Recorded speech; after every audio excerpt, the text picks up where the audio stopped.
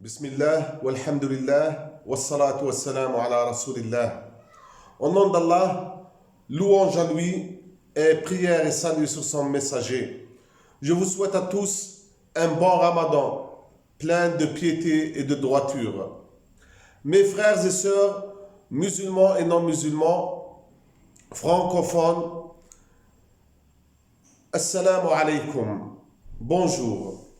Sachant à partir des vidéos passées que l'islam travaille pour l'intérêt des humains et leur prospérité, avec la condition que ça ne contredit pas ses principes et ses règles. L'islam veut qu'un musulman atteigne constamment la perfection qui est attendue de sa part dans toutes ses affaires et situations. Il n'accepte pas de s'investir d'un côté ou même de beaucoup de côtés et atteindre le niveau haut de perfection tout en négligeant certains aspects de la vie jusqu'à ce qu'il tombe en dessous, tête du niveau requis.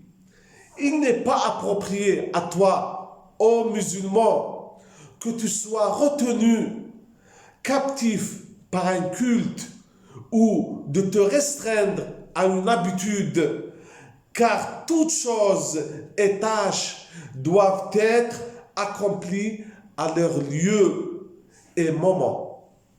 Alors, ne vous engagez pas pendant que vous vous approchez d'Allah à un certain modèle ou nombre d'actions, de sorte que vous oubliez ou négligez les autres.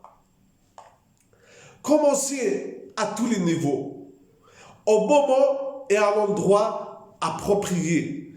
Et c'est ainsi que doit être le parcours du musulman qui est connaisseur d'Allah et de la religion. Allah dit, croyez-vous donc en une partie du livre et rejetez-vous le reste? Ceux d'entre vous qui agissent de cette manière, de la sorte, ne méritent que l'ignominie, khizy, dans cette vie. Et au jour de la résurrection, ils seront refoulés au plus dur châtiment. Et Allah n'est pas inattentif à ce que vous faites. Al-Baqarah 85. C'est donc, mes frères et sœurs, c'est une question de foi. Et l'islam, dans tous ses aspects, est complémentaire. Sois assuré, mon frère, ma sœur, que l'islam n'ignore pas la nature de l'être humain et la disparité, at-tabayun ou l'ikhtilaf, des personnes dans leur capacité et leur degré de préparation pour accéder au niveau requis et souhaité.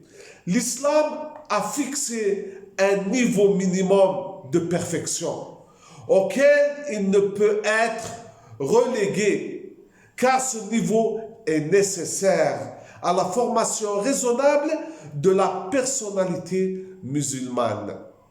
Ce niveau est fixé de manière à ce que les personnes les moins capables puissent l'atteindre. L'islam contient les dispositions de la foi, comprenant la croyance en Allah et à l'au-delà, et ce qui les suit.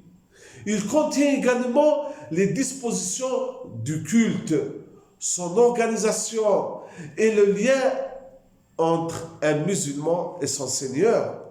Et il s'agit d'une réforme de la relation entre l'homme et son Seigneur.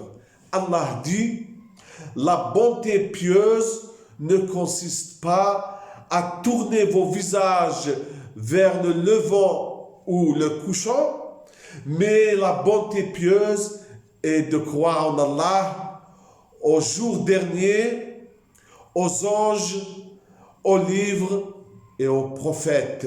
Al-Baqarah 177. Il contient également la relation entre les individus, les musulmans entre eux, et les musulmans et les autres. Mettons en cela un système moral et transactionnel, mu'amalati, intégré, lié à un ensemble de règles et de principes auxquels un musulman doit adhérer, yatahalla biha, ou abandonner, yatakhalla anha.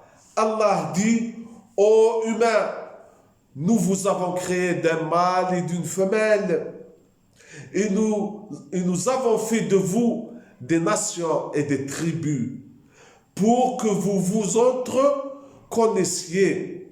Le plus noble d'entre vous, auprès d'Allah, est le plus pieux.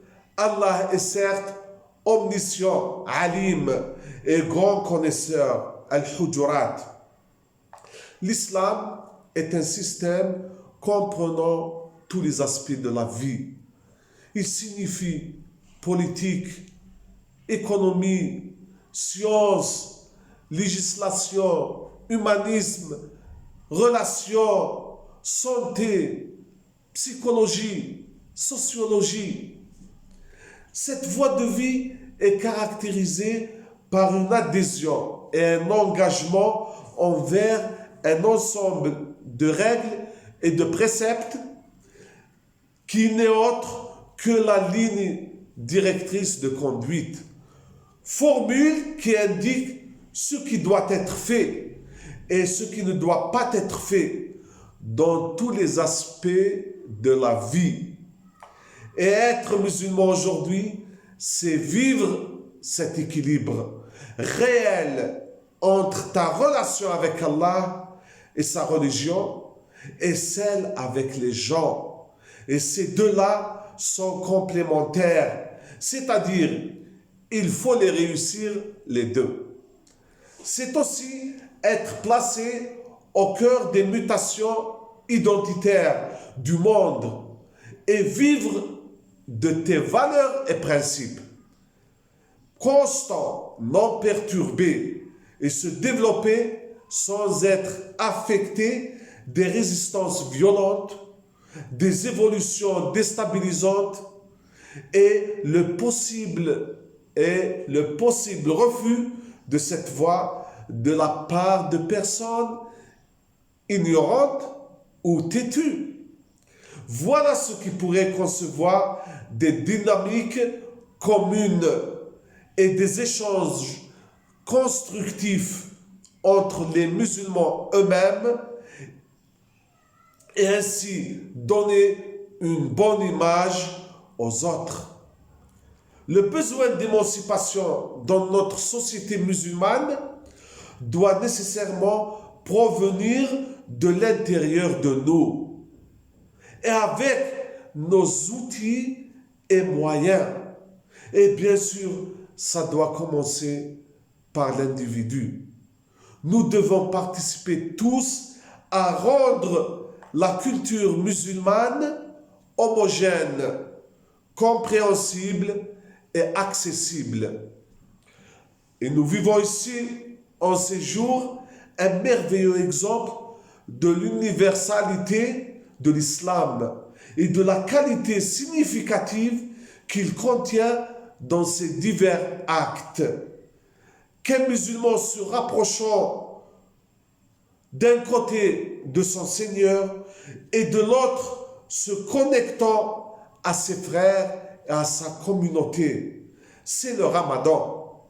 En ce mois sacré où le croyant s'abstient de manger, de boire et de tous les désirs pour adorer Allah seul et vivre et prendre conscience des besoins des faibles, des nécessiteux, des pauvres, des démunis. La charia nous enjoint de jeûner avec les gens, c'est-à-dire de préserver et de maintenir l'unité des musulmans, de renforcer l'ordre de vie des gens et de garder le chaos loin d'eux. En fait, Chaque fois que le Ramadan arrive, c'est l'occasion, mes frères et sœurs, de changer notre style de vie. Alors, pourquoi ne pas faire de notre année entière et de toute notre vie un mois de Ramadan, dont notre culte, notre morale et nos liens avec les autres.